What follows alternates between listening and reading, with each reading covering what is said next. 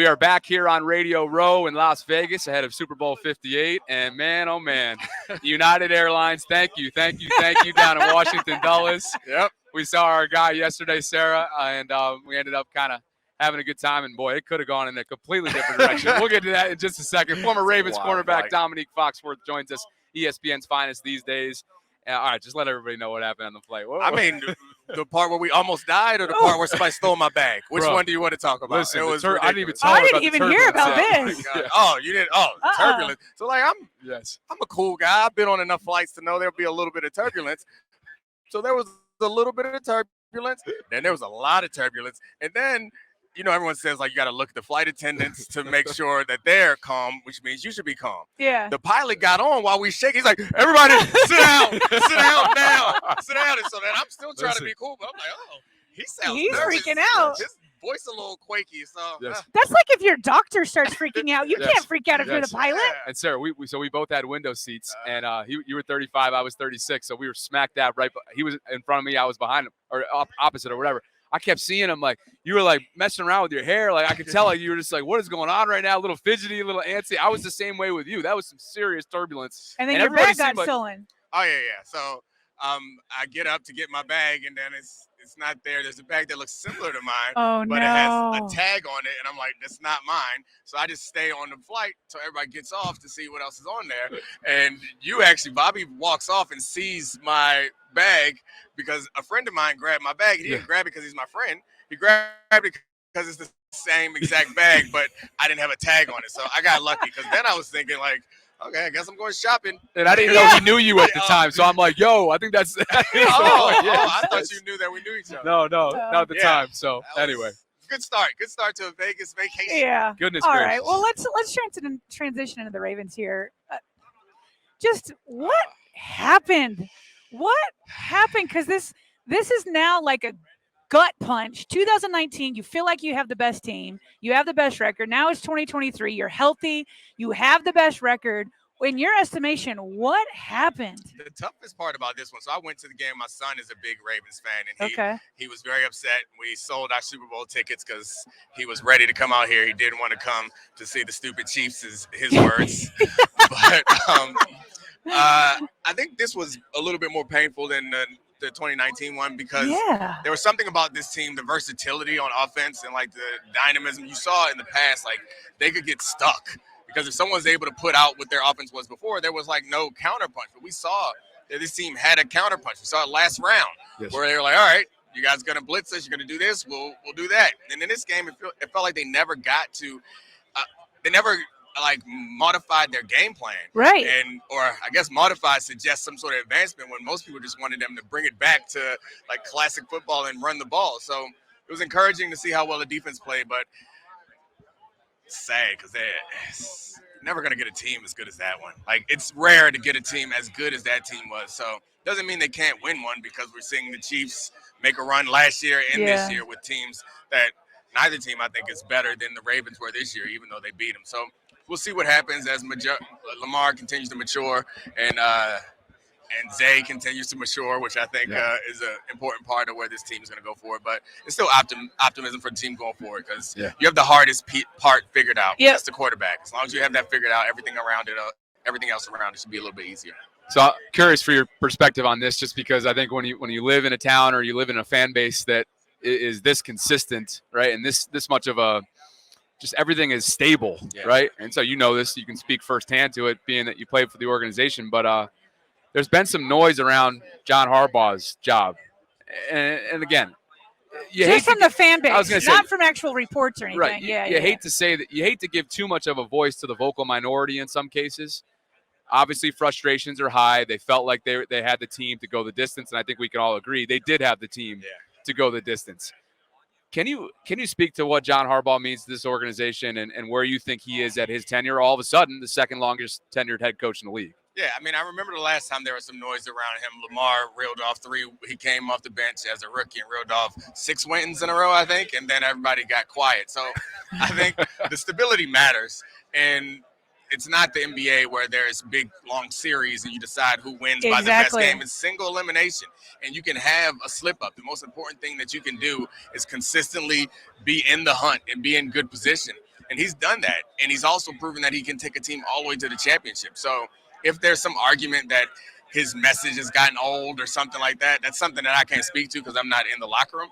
But you can't really base it on results, considering how consistently successful they've been, the transitions that they've made offensively, and the defense. We talked about how the offense has a couple different punches now when it seemed like they had one before. The same is true for the defense, because they went from being the blitz-happy, man coverage, kind of one-punch defense to now being dynamic with simulated pressures, blitzes, and cover six. It's a really complex defense that can address any offense that they see. So to have a coach that can manage all that and still be flexible in the draft to make decisions like it's hard for me to imagine they'll find a better one somewhere else. So maybe I'm just risk averse, but anybody in the fan base, I'd like to understand what the specific criticism of him is. And I mean, I'm not a Harbaugh apologist. Like I'd be willing to accept it if someone was able to present something to me that feels legitimate, but there seems to be no specific here's the two things I'll Sarah give it to you. Yeah, because we get it on Twitter all the time. Yeah, okay, so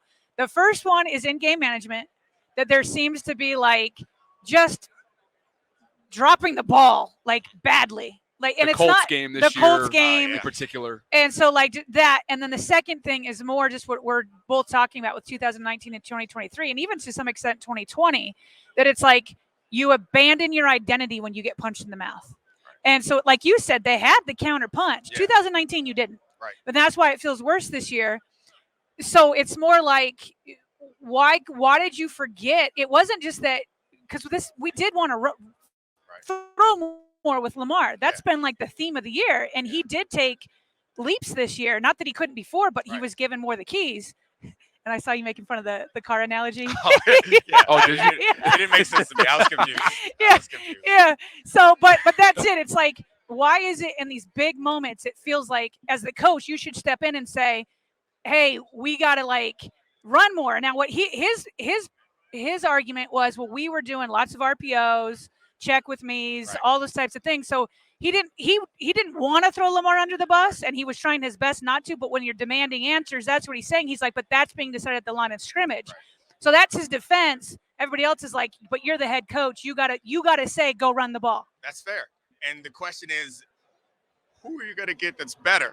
Is like the hard part to me. And I guess this year was a year where there were a lot more coaches out there than usual that are pretty good. But he is a including one in-house, not to interrupt you. Yeah. One in-house who's no longer in-house out in Seattle. Yeah. So people were calling for that. They wanted that. Oh, yeah. Now they're already moving on to Zach Orr, they're like, again, maybe he's the guy then. We're talking about, we could be discussing right now the vocal minority on Twitter. But I mean, it's fair. It's fine to talk about. I don't maybe I'm risk averse, but like I like stability. And I think there's a risk that comes with becoming one of those teams. The same thing happens with quarterback and coach becoming one of those teams that thinks that you can always find the answer in a new hire and a quick fix when there are sometimes systemic issues that need to be addressed that aren't about changing the staff. And also sometimes you just lose because, like I mentioned, it's a single elimination tournament, and sometimes you lose. And the response to every loss, even though it's so disappointing to me, doesn't feel like the answer should be let's shake up this house down. That's been really well run since its inception, frankly. So I don't know. I mean, I'm not the owner of the team. I don't even live in the city, so I don't hear all the crazy fan base, but I do recognize that it's an important job. It's a big job. You're going to get criticized. He can handle it. He's a big boy, but I wouldn't fire him. Listen, you get enough noise down in D.C. with that fan base, all right? This is a D.C. guy right now. Exactly. We all know that. At least there's some stability perceived to be on the horizon going on there in Washington. We'll see. Speaking of the punches, though, that topic, I think when we got on the postgame the other night, I thought that they lacked a counter punch that night to getting punched in the mouth. Yeah. I mean, they didn't have an answer to getting down from behind, getting punched in the mouth, getting beat at the line of scrimmage. Which is funny, sorry to interrupt, because they did the week before against Houston. They adjusted at halftime. What happened in this one is the question. Sorry. Oh, the big picture question is, while they did absolutely have a counter throughout the season, when it mattered most, and it was do or die, they didn't. And they abandoned their calling card. They abandoned their DNA. And that's what has people at a loss for words, whether it's Todd up in the booth, whether it's John ultimately, who's the CEO, or anywhere else in between. How does that happen when you have one of your best seasons in franchise history, regular season wise. Yeah, I can't speak to the specifics of the situation. I think you mentioned some things about Lamar making decisions at the line. That might be part of it. But I think when you go into a game plan with an idea of how you're going to attack a defense, it's hard to come off of it. And I think the reason why they switched last week was because it was obvious. Like, the problem was we can't do anything with the blitz. How do we address this blitz? We answer here. So, like, if the Chiefs were loading the box, or at least showing a loaded box early on, the check is never going to be to run the ball in that situation. I think people wanted them just to override what the offense would suggest. But when you have a quarterback who's been throwing the ball better in an offense that is designed to attack more through the air, and they're showing you defenses that are more designed to stop the run, then I think you're going to be incentivized to say, even if this play didn't work, that's the right play for the situation. And I think that would be the argument to defend them, is like, just because something doesn't work once, if you get the look that you want, doesn't mean that you give up on it altogether and then put yourself in a disadvantaged situation. Now, looking back at it after you lost, if they hit some of those plays, we look back and say they stuck with the decision, or they stuck with taking what the defense was giving them. But now we look back at it and say they should have changed. So, I mean, having been in those situations, I think it's easy. It's a lot easier from the outside. And I did this after the game. I was on board with everybody else. What the hell are they doing? Doesn't make sense. But I think at this second time around addressing this game, it's fair to accept, or to be honest about, these are smart, talented coaches. Yeah. They didn't just walk out there and say, huh? Yeah. What? Oh, my gosh, we have no idea what to do. I assume that these decisions, and we did see the defense make adjustments through the course of the game and continue to get better. They couldn't do it on offense, though. And the crazy part is they were still in the game. They were still in the game. They were never down to more than 10 points. It felt like a 3-possession game throughout the entire contest. Right down to Zay fumbling. And, even after that, they still felt like they had a chance until Patrick hit that pass to MVS. So, and that's the coach you want to move on from? It seems crazy to me. But anybody we talk that's not in Baltimore says the same thing as you. It's like, this is bananas. Well, let's take a step back real quick. I want to talk more about Lamar. What did you see from him this year? And is there more meat on the bone that he could still bite off to even take another step? Yeah, I think what the progress that I've seen from Lamar, and I don't know if it's been gradual, so it's not all this year, but it does seem that he has more control of the game. And I think we often hear the game manager thing as a pejorative label, but I think it's something that you earn as you develop for some players as you go forward. I think Mahomes was very much managing the game while he was out there. And I think Lamar is doing that too, where you see him very tactful with how he runs and also very cautious in the passes that he throws. So that's an advancement, but you got to sometimes know when you got to flip that Purdy switch and do some dumb stuff.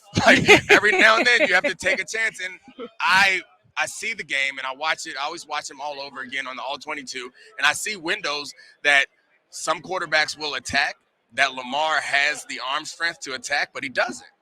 And the indecisiveness, I guess it's more like he wants to be in control of the game, it seems like, but he's never been a scrambler, which I think is something that people don't think about, because when he does scramble, they're explosive. When they're designed runs, they're incredible. Right. But Lamar, I remember going back to Louisville, Lamar wanted to stay in the pocket. Yeah. And so that's the thing that I see from him that's the next evolution is either rip that ball into that tight window or tuck it and go. And I saw that in this game where it's all right, O-line's good, but you're kind of amazing at running the ball. So go right ahead and attack it. And it's not a it's not a habit that's easy to break. And I think the other thing about ripping into those small windows is he's not the most accurate as far as pinpoint accuracy, which is fine. Every quarterback has their own weaknesses, and he has way more strengths than weaknesses. So I don't mean it to be harsh criticism of him, but that might also weigh into why he doesn't always feel comfortable ripping it into those tight windows, which I'm good with. The tuck and run, because sometimes people aren't going to be open, and that sack fumble in that game was crushing. Yes, this is really interesting that he's bringing this up, because this sort of speaks to our conversation about the reluctance. We didn't think it was fair to label him as a reluctant runner or a reluctant scrambler. But are you saying that he kind of is, based on the film that you're watching at All-22? I always thought he was. Even coming out of college, I wrote an article, Mina Kimes and I'm talking about this year. Sorry. Yeah. I'm talking about this year compared to years past in the NFL. Oh, I don't know if it's this year compared to years past. It's just always who he's been. It's if you run a design run with him, he's going to crush it. if you do a drop back, he's going to be reluctant to scramble, which is fine. That's how you hit Zay Flowers on that one play. And Zay was open at the beginning of that play. He was looking to the other side, Right. but his reluctance to tuck and run is how they got that big touchdown.